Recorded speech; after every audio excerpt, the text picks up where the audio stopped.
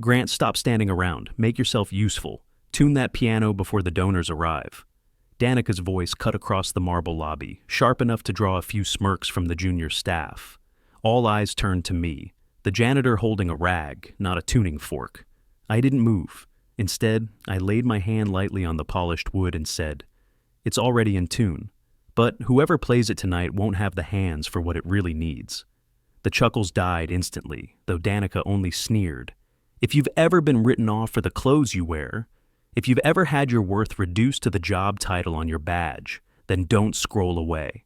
Because this story isn't just about a piano. It's about dignity. It's about a father who gave up everything for his son, and the moment arrogance picked the wrong man to humiliate. Subscribe now, because the reveal is coming faster than they want it to." I wasn't angry. Calm, yes. Resigned, maybe. I'd mopped this floor 100 times and learned to stay invisible. But there's a line between silence and erasure, and tonight, she was standing on the wrong side of it. That grand piano? I'd played it before men who wore medals, before audiences who wept without knowing why. And if she thought I was just the janitor she could order around, she was about to learn what music really sounded like. So, here's where my story begins. Where are you watching from? Because Danica Clive had just chosen the wrong man to mock. And that's where the real night began. Not with music, but with humiliation echoing louder than any note could. The thing about humiliation is that it never echoes in just one direction. It seeps into the corners, into the whispers of staff and the sidelong glances of strangers. That was the air I walked through after Danica's words, the sting hanging heavier than the scent of polish on marble. I bent to pick up the bucket I'd left near the stairs, letting the moment pass as though it didn't matter. The trick of survival, I'd learned, was to carry the insult the same way you carry a mop, steady without letting it drip onto anyone else. Still, I felt Noah's eyes on me from where he sat, quietly sketching on a small notepad in the lobby's corner. My son never missed a detail. Noah had always been sharper than the world gave him credit for. He caught tones others ignored, patterns no one else noticed. Music lived in his drawings, half-finished staffs, crooked treble clefs, notes scribbled in childlike scrawl. Sometimes he hummed under his breath, fragments of melodies I hadn't dared play in years. Tonight he was drawing keys, long rectangles stacked into black and white ladders, while stealing nervous glances at me. I gave him the smallest smile. A father's promise can't always be spoken out loud, but I knew he read it in my eyes. I won't let her break me, not here, not in front of you.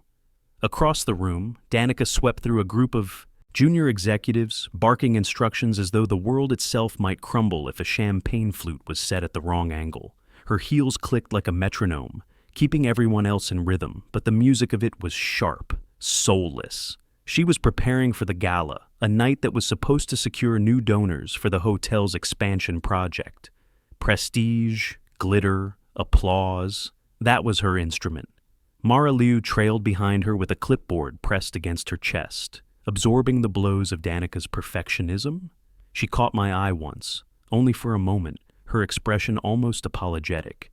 But just as quickly she looked away, swallowed by her fear of being next in line for ridicule. I didn't blame her. Fear had a way of silencing even the decent ones. I kept working, wiping down the brass railings, straightening the rugs, pretending my stomach hadn't tightened when I brushed against the piano's edge. The lid was closed now, but I could feel its weight like an unspoken dare.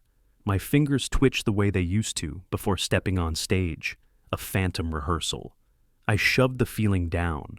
That part of my life belonged to another man, one Noah had never met. When the delivery crew wheeled in extra chairs, the clamor filled the lobby. Beneath it, I caught a fragment of conversation. Two executives whispering about the guest pianist scheduled to perform, a renowned virtuoso, flown in at great expense. "She can't afford a mistake tonight," one of them muttered, "or those investors will walk." The irony was bitter on my tongue. The music that had once been my entire world was now just another luxury item on Danica's checklist. To her, a grand piano was no different than a crystal chandelier or a bottle of imported champagne. A symbol, not a soul. I knelt to scrub a faint scuff off the marble and forced myself not to look at Noah again. He deserved a father who stood tall no matter how sharp the insult. He didn't need to know the war inside my chest, the tug between silence and the urge to let my fingers show the truth. Danica's voice cut through again. "Mara, make sure someone handles that piano before doors open. We can't have guests thinking we don't know how to tune an instrument." She looked straight at me when she said it, lips curling in amusement. A ripple of laughter followed from a few nearby staff, the kind who laughed because it was safer than silence. I dipped my mop back into the bucket. My jaw tightened, but I stayed calm. Noah's head jerked up, his pencil frozen mid-line. His eyes searched mine, wide, uncertain. I forced another smile, steady and small, then went back to work. Because I knew something Danica didn't. The stage she guarded so fiercely would one day belong to me again, not because I demanded it, but because life has a way of letting truth rise when arrogance falls flat. And when that moment came, I wasn't going to play for her. I was going to play for the boy sketching. Piano keys in the corner, the boy whose world was built on whether his father stood tall or crumbled. The gala hadn't even begun, but the music had already started. The thing about nights like this is they rarely unravel all at once. It's always thread by thread, the smallest pulls that make the fabric come apart.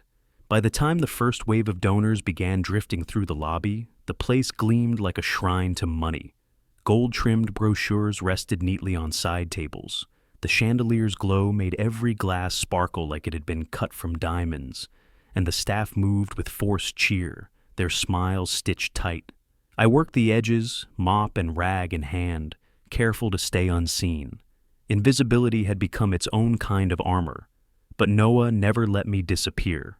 He sat near the edge of the grand staircase, legs swinging, sketchpad balanced on his knees. He drew the chandelier this time, the way light fractured across its crystal arms, each prism a different burst of color. Every so often he hummed, a soft tune, not loud enough for anyone else to hear. I knew it, a fragment of a lullaby my wife used to sing when he was a baby. My throat tightened. "Dad," he whispered when I walked past, "are you mad at her?" His pencil hovered above the page, as if waiting for the truth to fall onto paper. I crouched down, resting a hand lightly on his shoulder. "No," I said softly. "I'm just patient." He studied me for a long moment, then went back to sketching. But I caught the way his jaw set, mirroring mine. Children don't just learn what you teach them. They learn what you hide. On the other side of the lobby, Danica floated among the guests, a glass of champagne in one hand, the other gesturing toward the towering flower arrangements she'd ordered at double cost for tonight. She was magnetic in that way some people are, not from warmth, but from the sheer pull of their authority. Every laugh was too sharp, every compliment just polished enough to feel rehearsed. She didn't notice me at all, not really.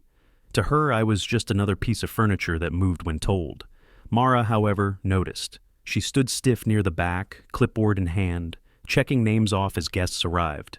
Her eyes flicked toward me twice, once when Danica made a cruel joke at my expense to a passing donor, and again when Noah hummed just loud enough to echo faintly against the marble. Mara tilted her head, as though trying to place the melody, then shook it off, returning to her list. I kept moving, silent, steady. But every time I crossed the piano, I felt the pull. That black lacquered lid, reflecting the chandelier's fractured light, was like a door I wasn't supposed to open. I could almost hear the keys calling, not just in memory, but in muscle, in the way my fingers twitched as if they still belonged there. And then the cracks in the evening began. The first sign was small. The pianist's absence stretched longer than expected. At first, the staff whispered excuses, delayed in traffic, finishing rehearsal, surely on their way. But by the time appetizers were being served, Mara was pale, her phone clutched tightly in her hand. Danica cornered her near the bar, voice sharp. "What do you mean you can't reach him? Do you understand who is in this room tonight? These investors didn't come here for excuses. They came here for perfection. I'll find someone," Mara stammered, though she looked like a bird trying to escape a net. Danica's gaze swept the room, landed on me, and narrowed. "Well," she said loudly enough for several staff to hear, "if all else fails, we can always ask the janitor to play. He seems to think he knows something about it." Laughter followed again, but this time I didn't bow my head. I met her eyes for just a beat too long, calm, unshaken. That rattled her more than any retort could have. She turned away with a scoff, muttering something about incompetence. Noah's humming stopped. He was staring at me, lips parted, as if waiting for me to do more than stand there. His drawing pad slipped off his lap and clattered to the marble.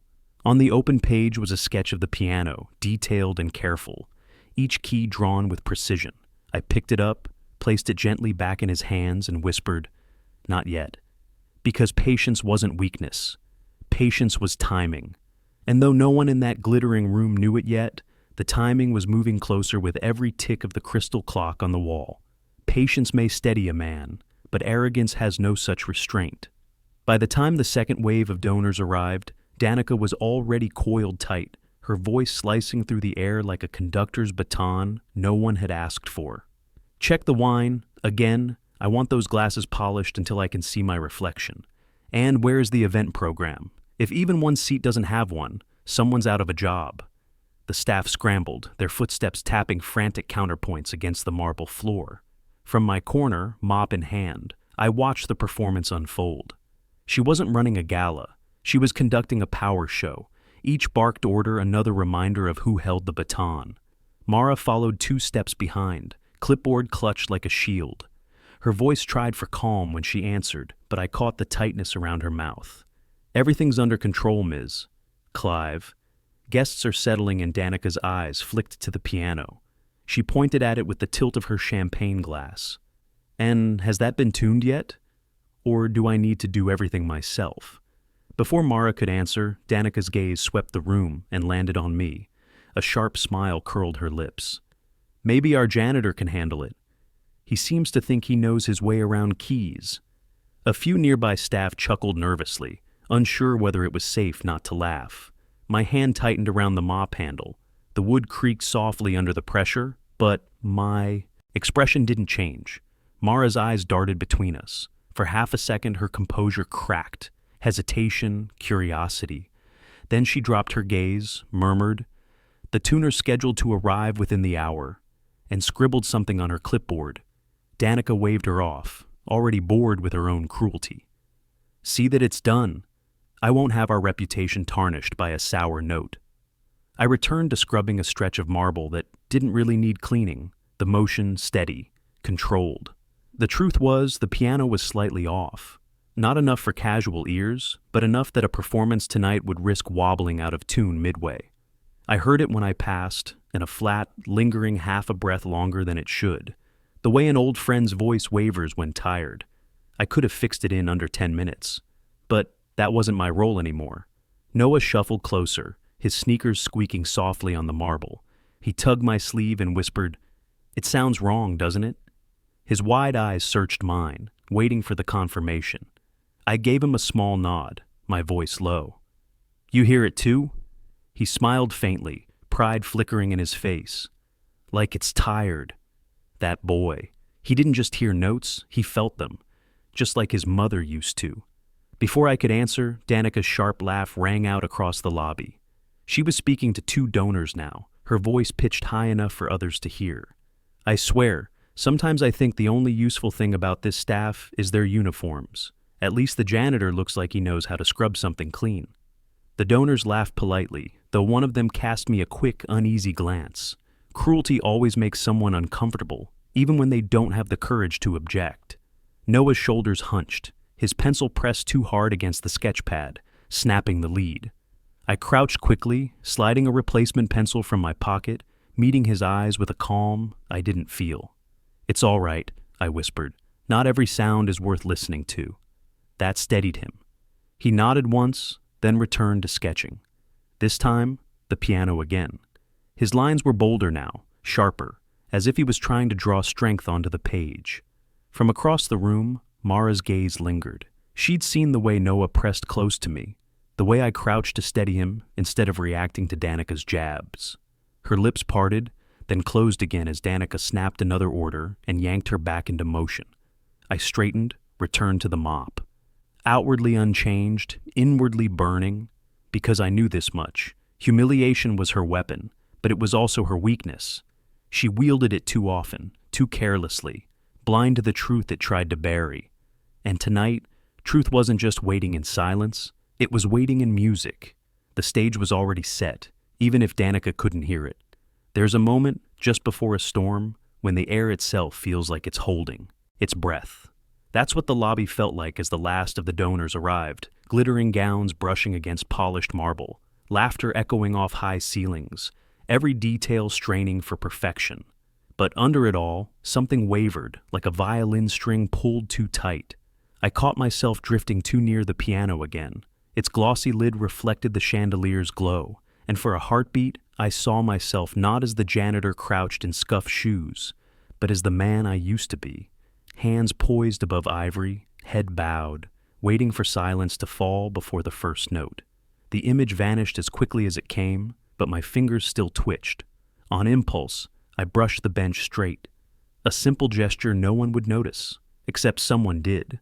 A young server, no older than 20, paused beside me with a tray of untouched glasses.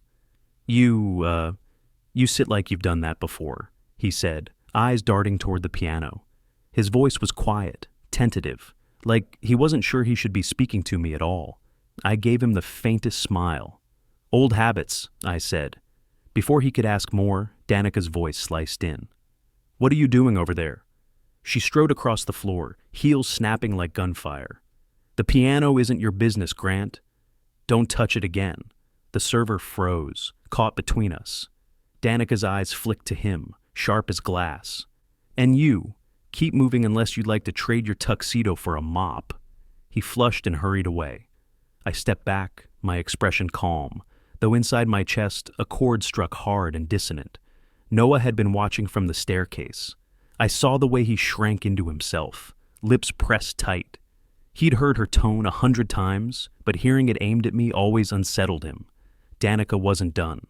She let her gaze travel down my uniform, navy shirt, worn belt, shoes that had seen better years. Her lip curled. "A mop doesn't make you a musician, Grant. Don't let the shine of this place confuse you." The humiliation hung heavy in the air, but I didn't bite. I dipped my mop into the bucket, wrung it out slowly, and returned to work as if her words meant nothing.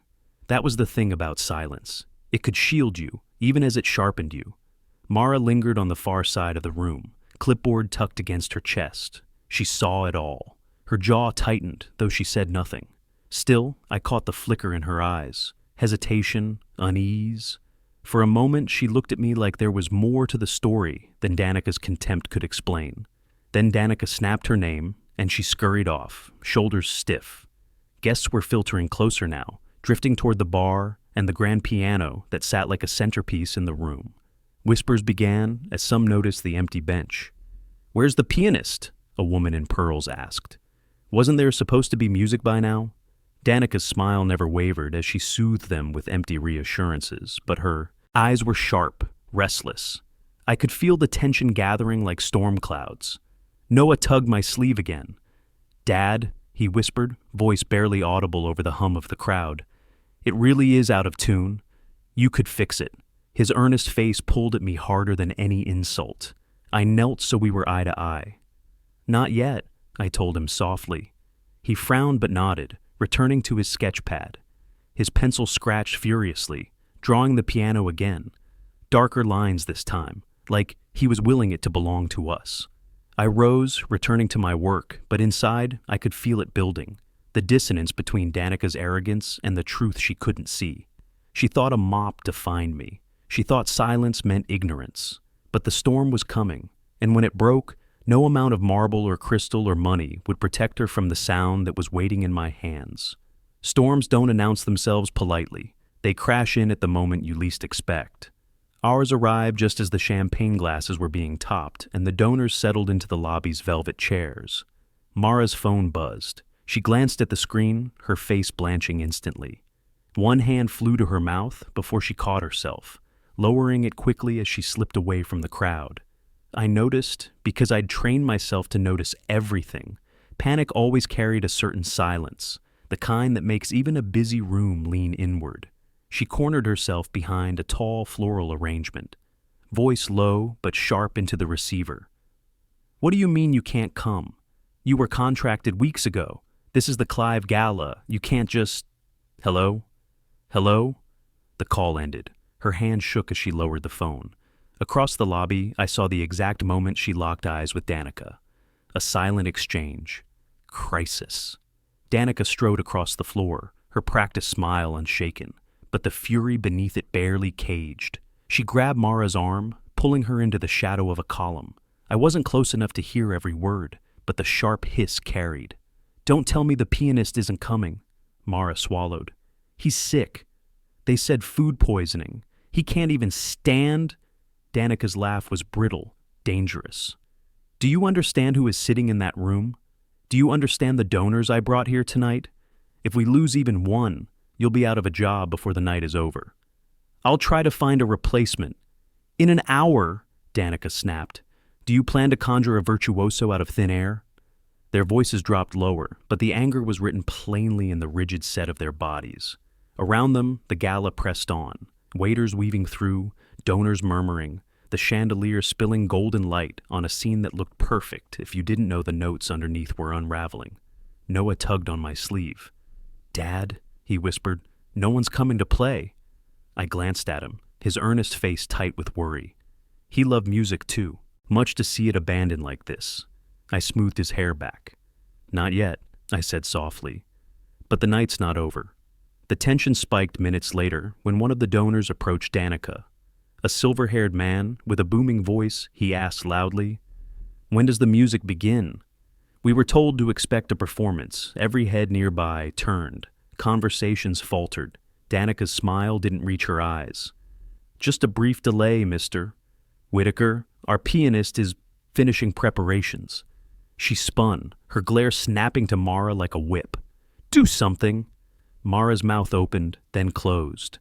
She looked across the room, and her gaze landed on me, not just a glance this time. Her eyes lingered, narrowed slightly, as though seeing me differently, remembering something she couldn't quite place. Danica followed her line of sight, and then, for the second time that night, her lips curved in that cruel, mocking smile. "Oh, of course. If the professionals fail, we can always turn to the janitor." She said it loud enough for the nearest guest to hear, laughter rippling uncomfortably around her. "Maybe he can polish the keys the way he polishes the floor." The heat of humiliation pressed heavy against my chest, but I didn't move. I held her stare, steady, unflinching. Silence can wound deeper than words if you let it. Noah's fists clenched at his sides. He looked ready to shout, to defend me in the only way a boy could. But I shook my head subtly, and he understood. Not yet. Because humiliation only holds power until truth walks into the room. And truth, I knew, was already waiting. The irony was sharp enough to taste. Danica thought her empire depended on a single virtuoso she could purchase for the night. She didn't realize that the music she craved, the kind that silences a room, that binds people together, was sitting right here in a janitor's uniform, biding his time. The gala buzzed on, but I could feel the shift. Whispers growing, eyes darting toward the piano more often. Restlessness stirring like wind before rain. Patience, I reminded myself. Patience was timing, and tonight, timing was about to betray Danica Clive in the most public way possible. Crises don't always explode. Sometimes they leak out in whispers, one truth at a time. The gala kept humming, but beneath the laughter and clinking glasses, I could feel the strain stretching tighter with every passing minute. The piano sat untouched, gleaming under the chandelier, a silent reminder of what was missing. Mara moved quickly between tables, but her steps carried a stiffness I hadn't seen before. She was usually composed, efficient, but now she looked like someone carrying a glass of water across a shaking floor, every move careful, terrified of spilling. Her clipboard was pressed so tightly against her chest that the edge left red marks along her wrist. She passed near where Noah and I were standing by the staircase. Her eyes flicked to me, just for a second, then darted away. But Noah noticed. He always noticed. "Miss," he said softly, his pencil frozen mid-sketch, "are you looking at my dad because he can play?" Mara stopped short, blinking as if someone had pulled a rug out from under her. "What?" Noah tilted his head, frowning in that earnest way only children can. "He used to play big pianos. Not just the kind in schools. He played for lots of people. He told me once my breath caught." I'd never told Noah the full story, not in detail, But children piece together more than you realize. The fragments of my past, photographs tucked away, the feel of my hands on keys, the old posters I'd never thrown out, were enough for him to assemble a picture. Mara looked from him to me, her brows knitting. Something flickered in her expression. Curiosity, recognition. "Is that true?" she asked quietly, her voice low enough not to carry beyond us. I kept my face calm, steady. "Noah has a good imagination," I said. But Noah shook his head firmly. "It's not imagination. I've heard him, at home. He can play songs no one else can." The conviction in his voice struck harder than any revelation I could have made. Mara's lips parted slightly, her eyes lingering on me longer this time. She didn't press, but the seed was planted, and judging by the look on her face, it was already taking root. She turned quickly as Danica's voice cut across the lobby, sharp and commanding. "Mara, stop dawdling and handle the guest seating. They're asking questions." Mara flinched, tucking her clipboard tighter and hurrying off. But not before one last glance. This one different. Not just pity, not just curiosity. Suspicion. Noah returned to his sketch, humming softly. He drew the piano again, but this time he added a small figure seated at the bench. The lines were rough, hurried, but the posture was unmistakable. Head bowed, hands poised above the keys. "That's you," he whispered without looking up. I rested my hand gently on his shoulder. "Maybe one day," I said. But inside, my chest tightened, because I knew the day might come sooner than either of us expected. Across the room, Danica was doing her best to keep the illusion intact. She laughed a little too loudly at a donor's joke, gestured toward the flower arrangements, spoke of future expansions with the confidence of a woman who believed she could bend reality by sheer will. But cracks were forming. Guests were murmuring now, their eyes drifting toward the piano, their expectations growing heavier with every passing minute. The pressure was becoming impossible to ignore, and Mara, now carrying the weight of Noah's words, seemed less able to hide her unease. I caught her stealing another glance at me later, her steps faltering for just a moment as she walked past the piano. Her eyes lingered on the bench, then on me. She didn't know yet. Not really. But she was beginning to suspect. Patience, I reminded myself again. Patience wasn't silence. It was the slow gathering of truth, waiting for the perfect moment to break free. And with Noah's innocent words hanging in the air, the silence was running out of time. There's a moment when control slips, no matter how tightly you grip it. For Danica, it began with a tremor in her voice. The donors were restless now. Their polite smiles had thinned, their murmurs sharper. Every glance at the untouched piano, another reminder of the promise still unfulfilled. One woman tapped her watch openly. Another sighed, loud enough to turn heads. A storm was gathering, not in the sky, but in the room itself. Danica's laugh rang out, brittle and too loud. "Of course, the music will begin shortly. Our guest pianist is preparing backstage." She said it as though the lie could hold the weight of a chandelier. But Mara, standing just behind her, looked pale. She clutched the clipboard so tightly her knuckles whitened. When her eyes darted toward me again, I knew Noah's words were still in her head, refusing to let her rest. Danica snapped her fingers at a waiter. "Find me anyone who can sit at that piano and play something tolerable. I don't care if it's chopsticks. These donors want sound, and I will not be embarrassed." The waiter hesitated, then hurried off, clearly at a loss. The murmur in the room grew louder. A few guests leaned closer to one another, whispering. The weight of expectation pressed heavier on the air. Noah tugged at my sleeve, his eyes wide. "Dad, you can fix it," he whispered. His voice was urgent, almost pleading. I crouched slightly so my face was level with his. "Not yet," I murmured. But even as I said it, I knew "not yet" was running out of time. Across the lobby, the waiter returned, shaking his head. "No one," he whispered to Mara. "There's no one." Danica's jaw tightened, fury sparking in her eyes. She turned on Mara. "You. Fix this, or you're finished." Mara froze, her lips parting. Her gaze swept the room, searching desperately until it landed on me. Her eyes held mine for a long moment this time, as if testing the weight of what Noah had said. And then, before I could stop myself, the words left my mouth. Quiet.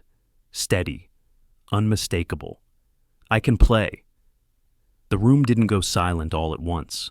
It was slower than that, like a ripple across water.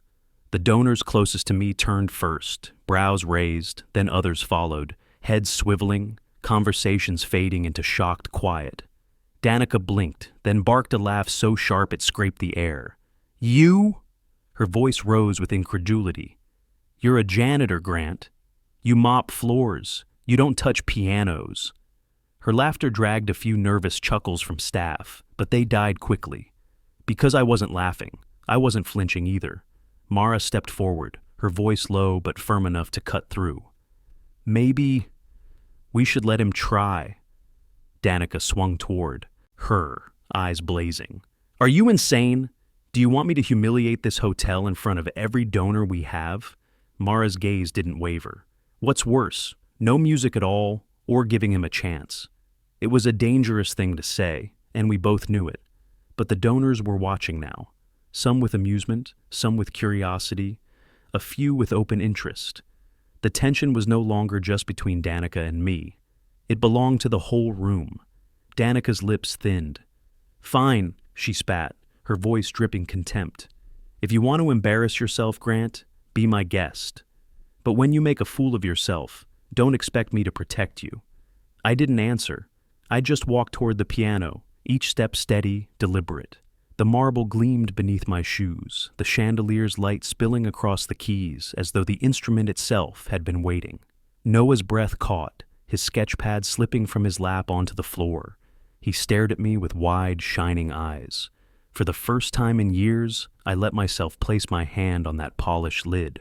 The wood was cool under my palm, familiar as an old friend. I drew in a slow breath, then pulled out the bench, lowering myself into the seat. The laughter around the room faltered, the whispers grew sharper. I placed my hands above the keys, not touching yet, just hovering. My fingers curled slightly, muscle memory waking like a ghost from another life. And though the room still buzzed with disbelief, for me, the noise had already fallen away. Because when I touched the keys, the storm in this lobby was going to change. The first note wasn't loud. It didn't need to be. My fingers pressed gently, testing the weight of the keys, letting the sound bloom into the space. The piano had waited too long. Its voice was weary, uneven, but even in its fatigue, it recognized me. Instruments remember. The murmur in the lobby quieted. Guests leaned forward. A few chuckled under their breath, expecting some crude attempt, some amateur fumbling. Danica smirked, folding her arms across her chest like a queen waiting for her jester to fall on his face. But then I played the second note, and the third. A simple progression, deliberate, steady, each key struck with the precision of muscle memory that had never truly left me. The room stilled. I felt it. The collective breath, caught. Not applause, not recognition. Just silence, sharper than any insult Danica had thrown. Silence that said, "This isn't what we thought." My hands moved, no longer cautious. The melody unfolded, one I hadn't touched in years, a piece I'd once used in practice halls to steady myself before a performance. Nothing flashy, nothing meant to impress, just truth and sound. And for the first time, I let myself look at Noah. He wasn't sketching now. His notepad had slipped forgotten to the floor. His mouth hung open slightly, eyes wide, reflecting the chandelier's light. He didn't just hear the music, he saw me, as though the man behind the mop had been peeled away, and the father he'd never known was stepping out. Danica's smirk faltered. She shifted, uncrossing her arms, her gaze sharpening as though trying to catch a trick in the act. But there was no trick. There was only the music. I played softly, each phrase rising and falling like breath. The acoustics of the lobby weren't built for it, yet somehow the sound reached every corner, weaving between glasses, threading through the chatter that had died. A donor in the front row blinked hard, tilting his head as though he'd just recognized a language he hadn't heard in years. I wasn't performing for them, though. Not for Danica, not for the donors. I was playing for Noah. Every note was a promise. Your father is more than what they say. Your father still remembers who he is. The melody stretched, warmed, deepened. My left hand found chords that filled the space with weight, while my right traced lines of tenderness across the top. My body swayed slightly, not grandly like I once had on stage, but enough to let the music carry me. Noah's lips moved. He wasn't humming. He was mouthing words. The fragments of a lullaby his mother once sang, now mapped against the melody. My chest tightened, but my hands never faltered. Around us, the crowd leaned in. The brittle chuckles had vanished, replaced by something else. Awe. Mara, standing near the back, pressed a hand against her chest. Her eyes shimmered in the chandelier's glow, her clipboard forgotten. And Danica was still, her chin high, but her mask cracking. She couldn't stop the room from shifting, couldn't stop the way donors who once orbited her were now tethered by the gravity of the piano. I let the piece linger on its final note, letting it fade naturally, not cutting it short. The silence afterward was thick, full, demanding. For a heartbeat, no one moved. Then a single pair of hands clapped, hesitant, almost uncertain. Another joined, and another, until the sound of applause rose, rolling through the lobby like thunder after lightning. Noah was on his feet now, clapping harder than anyone, his eyes shining with something I hadn't seen in years, pride that spilled over into pure joy. I looked at him and smiled. For him, not for them. Because this wasn't the reveal yet. This was only the beginning. And though Danica forced her hands together twice in a mockery of applause, her eyes told the truth. She'd lost control of the room. Patience, I reminded myself one last time. The storm had arrived, but the downpour was still coming. Applause can roar like thunder, but it fades quickly. True silence, the kind that follows when hearts are caught in their own throats, lasts longer. That's the silence I heard when I placed my hands on the keys again. This time, I didn't reach for practice pieces or fragments of memory. I reached for something that had lived only inside me for years, something I hadn't touched since before. Noah could remember, a song that belonged to his mother. I closed my eyes, let the weight of her name settle in my chest, and began. The first notes were soft, almost fragile, like a whisper spoken in an empty room. They stretched across the lobby, sinking into marble and velvet, curling around the chandeliers. People leaned forward, drawn in without knowing why. There was no pattern they could recognize, no famous opening to comfort them. This wasn't a performance piece pulled from a repertoire. It was mine, a song no one else had ever played, because no one else could. The melody built slowly, weaving sorrow with tenderness. Each phrase bent toward memory. The way her laughter once filled our kitchen, the lullabies she hummed while rocking Noah to sleep, the warmth she left behind in the home that grew colder without her. My hands moved with certainty. I didn't need sheet music. The notes were carved into my bones. My left hand held chords that felt like the weight of grief, steady and unshakable. My right hand traced light across them, delicate as the hope she'd given me when I thought I had none left. Noah's humming returned, but this time it wasn't tentative. His lips moved with purpose, matching my melody with fragments of the lullaby he still remembered. He had never heard me play this song, but he knew it. Somehow, he knew. And when his small voice carried through the music, even if it was barely above a whisper, the room changed. Guests who had come expecting entertainment sat rigid, eyes fixed, as though afraid to miss a single note. A woman in pearls pressed her fingers to her lips. A man in the front row blinked hard, his eyes glistening. Even Mara, clipboard forgotten entirely now, stood transfixed, her gaze shimmering with something between awe and sorrow. Danica tried to hold her posture, but she couldn't mask it anymore. Her arms crossed tighter, her smile strained. She was losing the room, not to humiliation or scandal, but to something she couldn't buy or command. The melody swelled, and with it came everything I'd kept buried. The nights I'd chosen mops over music because no one needed me more than audiences did. The mornings I'd traded applause for the quiet pride of making him breakfast, walking him to school, sitting through every challenge life threw his way. Every note was a confession, and every confession was a victory. Because what Danica didn't understand, and what this room was only beginning to grasp, was that music wasn't about perfection.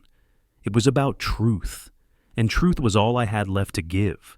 The final passage rose like a tide, cresting with grief and love in equal measure. My hands pressed harder, faster, until the sound filled every inch of the lobby, until there was no marble, no chandelier, no glass of champagne that didn't vibrate with it. When the last note landed, it didn't just end. It lingered, echoing in hearts before it could fade into air. I lifted my hands slowly, letting the silence stand. For a long breath, no one moved. Then, like something breaking loose, the applause erupted again. But it was different this time. Louder, wilder, rawer. People rose to their feet, clapping until their palms were red. Some even shouted, the sound of awe breaking through the polished etiquette of the gala. Noah was on his feet too. His small hands clapped furiously, his eyes shining with tears he didn't try to hide. Pride radiated off him, brighter than any chandelier in the room. And me?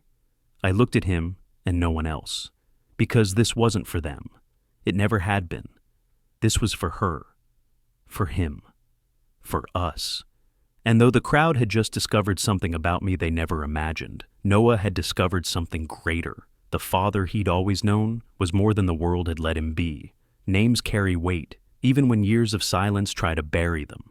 As the applause thundered through the lobby, I could feel it. The stirrings of recognition, the whispers weaving their way through the crowd like a current. "Wait, isn't that?" one man murmured. "I've heard him before," another whispered. "No, it can't be. That's Elias Grant. He disappeared years ago." The sound grew, fragments of memory pulling at the edges of disbelief. Faces that had been dismissive moments earlier now leaned forward, sharp with curiosity. The applause hadn't just been for the music. It was for the memory of a name they hadn't expected to hear again. Danica's expression froze. Her painted smile faltered as the murmur grew louder. "What nonsense is this?" she snapped, but her voice wavered just enough to betray her. She turned to Mara, demanding an explanation she didn't have. Mara didn't answer right away. She was staring at me, her lips parted, eyes wide. Slowly she whispered, almost to herself, "Elias Grant. You were at Carnegie Hall, Paris, Vienna." Her voice trailed off, but the certainty in her tone carried across the hush. The donors seized on it instantly. Heads turned. A man in the front row stood, pointing slightly as if afraid to be wrong. "Yes, I remember. I saw him in London, maybe 15 years ago. He was brilliant. Then he vanished." Danica's composure cracked. She raised her hands in protest, laughing brittlely. "This is ridiculous. He's a janitor. Do you expect me to believe this man is that man?" But the room wasn't looking at her anymore. They were looking at me. And in their eyes, I saw the truth dawn. Not just recognition, but shame. Because every one of them had laughed when she mocked me. Everyone had dismissed me when I stood silent with a mop in my hand. Noah stepped closer, his small voice carrying in the silence. "He's my dad." The words were simple, but they struck like thunder. Pride radiated from his face, unshaken, undeniable. He didn't care who heard. Applause surged again, more insistent this time. A few guests even cheered, their admiration spilling freely now that they understood what they were seeing. Mara's gaze flicked from me to Noah, then back again. Her eyes softened, her voice steady as she spoke loudly enough for the crowd to hear. "It's true. Elias Grant was one of the finest pianists of his generation." The weight of her words crashed down on Danica. For the first time all night, she looked small, her jaw clenched, her eyes darting between the crowd and me, calculating, desperate. I didn't rise from the bench. I didn't need to. The piano in front of me said more than I ever could. Danica's voice finally broke through, shrill and defensive. "If that's true, then why is he here? Why is a man of such so-called talent pushing a mop in my lobby?" The room fell silent again, all eyes on me. I looked at Noah first, not her. "Because some things matter more than applause," I said simply. "Because my son needed me." And when it came down to a choice between fame and fatherhood, it wasn't a hard decision. Gasps rippled through the crowd, but I didn't look at them either. My words weren't for them. They were for Noah, and his eyes told me he understood. Danica tried to laugh it off, but the sound died quickly in her throat. She reached for her champagne glass, her hand trembling just enough that the liquid quivered. For the first time, she wasn't the one controlling the room, and Mara, standing just behind her, didn't look afraid anymore. She looked vindicated. The chandelier's light glinted off the piano lid, catching Danica's reflection in its black surface. Small, distorted, no longer the center of the scene. The reversal was complete. The janitor she'd mocked was the man who had just stolen her stage. And though I sat quietly, my hands resting lightly on the keys, the truth had already spoken louder than any performance could. The applause was still fading when Danica finally found her voice again. Her mask had cracked, but pride is a stubborn thing. She straightened her shoulders, lifted her chin, and plastered a smile across her face, as though she'd orchestrated everything herself. "Well," she said, her voice carrying across the lobby, "what an unexpected delight. Who would have thought our very own staff held such hidden talent?" She tried to laugh, as if the humiliation hadn't been hers, as if this entire night hadn't slipped out of her control. The donors weren't looking at her. They were looking at me. That shift in attention was unbearable for her, and she scrambled to reclaim it. Danica stepped forward, clapping her hands once in a show of enthusiasm. "Ladies and gentlemen, allow me to officially introduce you to our hotel's new artist in residence." She gestured toward me with a flourish. "Elias Grant, once a renowned pianist, will now grace our guests with music on behalf of the Corinthian Hotel." Murmurs rippled through the crowd, some nodding with approval, others exchanging looks that said they knew exactly what this was: damage control. I stayed seated at the piano bench, my hands resting lightly in my lap. I didn't move. Danica's smile faltered slightly at my stillness. "Come now, Elias. This is an opportunity. You've been given a stage again, and under my roof no less. Surely you understand what this means for your career?" Her voice dripped with condescension, as though she were offering me charity, not scrambling to save her own image. I finally looked at her, my expression calm. "With respect, Ms. Clive, I'm not interested." The words cut sharper than any performance. A ripple went through the donors. Some gasped, others smiled faintly, as though savoring the sight of someone standing firm against her. Danica blinked, momentarily speechless.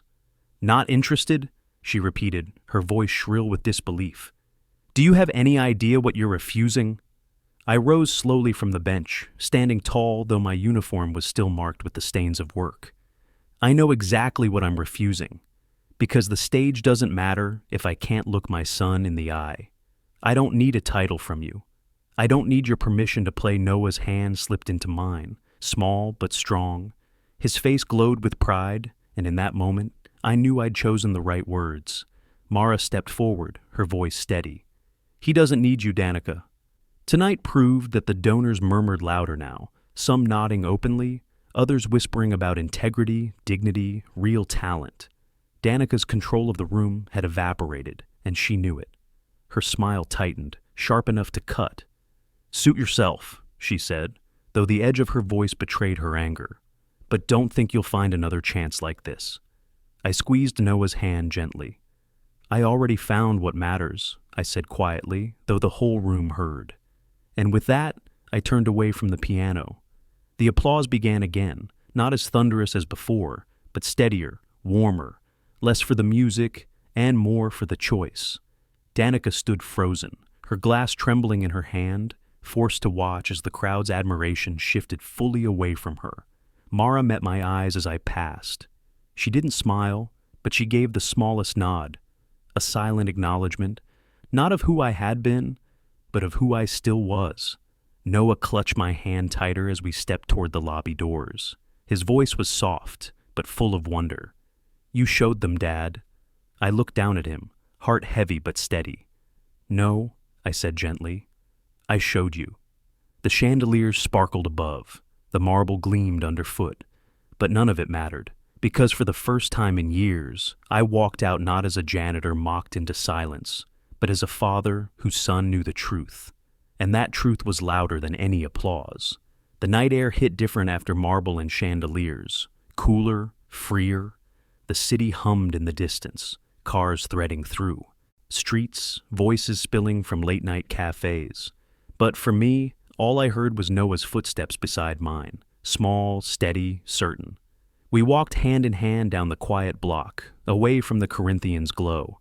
The hotel still shimmered in the corner of my vision, a palace of glass and arrogance. but it didn't weigh on me anymore. Tonight, I had left something behind in that lobby, not my past, not my shame. Something heavier. The silence I had carried for years. Noah swung his sketchpad against his leg as we walked. It bounced lightly, the sound rhythmic, almost musical. He looked up at me, his eyes bright. "Dad, you really were famous?" I smiled faintly. "Once. Why didn't you tell me?" His voice wasn't accusing, just curious, the way only children can be. I thought about the answer for a long moment, about the years I'd chosen mop handles over piano benches, paychecks over applause. "Because it didn't matter," I said finally.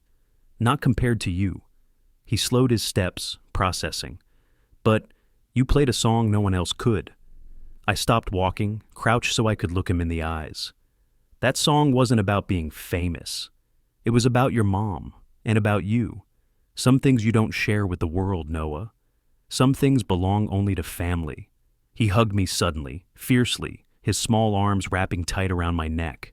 I held him, breathing in the faint scent of pencil lead and paper clinging to his jacket.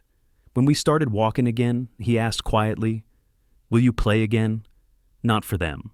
For me, always," I said, and I meant it. The city's noise filled in the silence between us, but it wasn't heavy anymore. My steps felt lighter, my chest freer. For the first time in years, I wasn't hiding who I'd been. But more importantly, I wasn't letting who I'd been define who I was. Danica would spin the night however she wanted. She'd paste her smile back on, tell donors it was all part of her vision, try to turn my music into her triumph. But I knew the truth, and so did everyone else who had been in that lobby. She hadn't discovered me. She had mocked me. And the room had seen who came out standing taller. But none of that mattered as much as the boy at my side. "Dad?" Noah asked, tilting his head. "Does this mean we can buy a new piano?" I laughed softly, shaking my head. "One day, maybe. For now, we'll make do with what we have." He grinned, his steps lightening. "I'll draw us one until then." I squeezed his hand. "That's good enough for me." We reached our apartment, its walls humbler than the hotel's marble, but warmer by far. The lights inside were dim, but familiar. The comfort of home. I unlocked the door, and Noah darted inside, spreading his sketches across the table, as if he couldn't wait to capture the night before it slipped away. I lingered a moment on the threshold, staring back at the street. My ears still rang with the applause, but what stayed with me most was the silence afterward, the silence that had belonged entirely to me.